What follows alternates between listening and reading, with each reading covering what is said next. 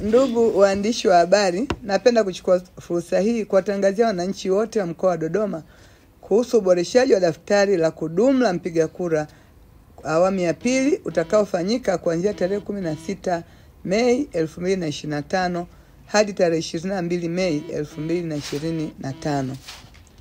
Ndugu waandishi wa habari, uboreshaji huu ni sehemu muhimu ya mchakato wa uchaguzi na unalenga kuhakikisha kuwa wapiga kura wote wanahakiki taarifa zao.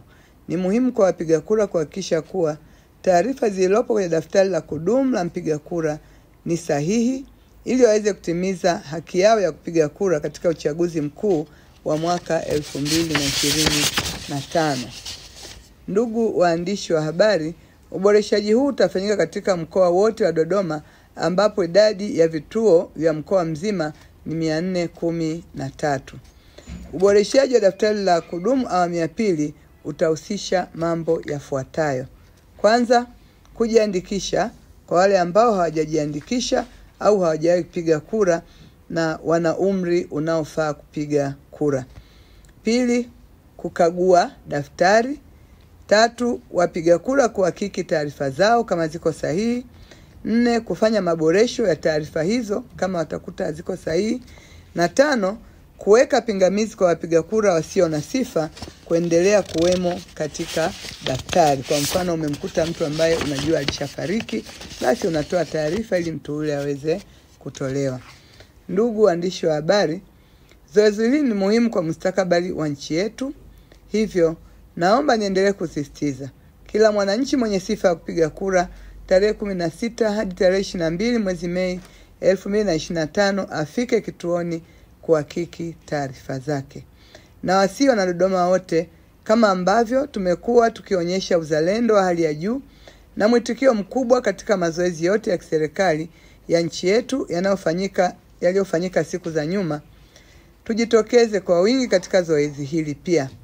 Vituo vitakuwa wazi kuanzia saa 2 asubuhi mpaka saa 12 jioni.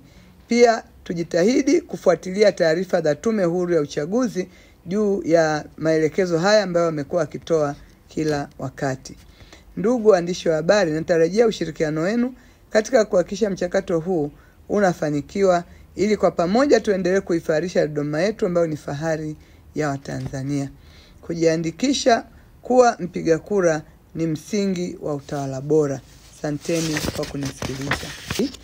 Ni la marudio la kuboresha daftari. Kama tutakumbuka wote kwa pamoja, mwaka 2024 zoezi hili lilifanyika kwa vituo vingi zaidi ya idadi hii tunayoisema, ambapo vilienda mpaka ngazi ya vijiji, ngazi za mitaa.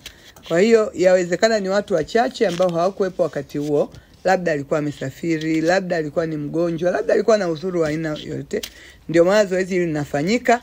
Na zoezi hili sasa haliendi kwa ngazi ile kwa sababu tunategemea nao kuja kufanya maboresho haya au kurudia waliokosa fursa wakati wa kwanza si wengi kama wale wote ambao walikuwa wanafanya maboresho mwanzoni. Kwa hiyo ni maalum kwa ajili ya wale ambao hawakupata fursa hii au hawakuweza kutumia fursa hii awamu ya kwanza, na ndio maana hili linaenda kufanyika kwenye ngazi ya kata. Sasa kama kata ni kubwa sana imewekewa vituo viwili, kama kata ni ndogo basi itafanyika kwenye ofisi ya kata, kituo kimoja kwa kata.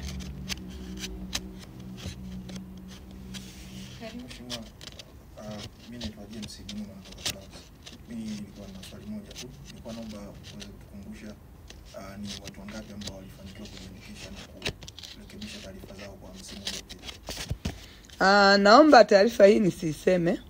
Tunafahamu kuwa zoezi hili mwenye dhamana ya kusimamia zoezi hili ni Tume Huru ya Uchaguzi, na sisi kama mimi mkuu wa mkoa, kazi yetu tu ni kutoa hamasa kubwa ili kwa wananchi waweze kushiriki zoezi la kujiandikisha, kuhamasisha kupiga kura na mazoezi ya namna hiyo. Lakini Tume Huru ya Uchaguzi hivi karibuni itatoa takwimu, nafikiri zitakuwa za wazi na wote tutazifahamu. Mimi nitamani kufahamu zoezi la kuboresha. Hujataja muda, nipenda kusikia hapo, lakini cha pili nitamani kufahamu kwenye masuala mazima ya miundombinu especially kwa ulemavu kwa kuboresha taarifa zao. Kwanza la muda nimesema, labda kidogo ilikuruka.